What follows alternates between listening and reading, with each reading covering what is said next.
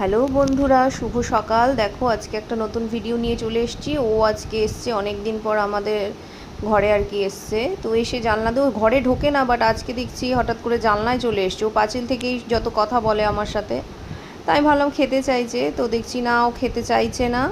ও আমাকে পারমিশন চাইছে যে আমি কি ঘরে একটু শুতে পারি তোমাদের ঘরে, বাইরে খুব গরম। তো পরে আমি এটা বুঝতে পারাতে ওকে আর কি শুতে দিয়েছি।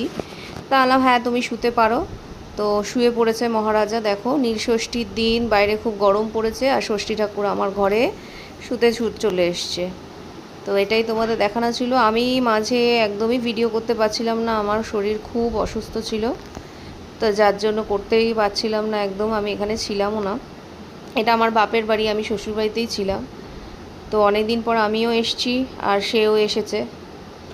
তো চলো টাটা, তোমাদেরকে এটাই তোমাদের সাথে শেয়ার করার ছিল যে আজকে। তো তোমাদের এই ভিডিওটা কেমন লাগলো আমাকে অবশ্যই জানিও। চলো টাটা।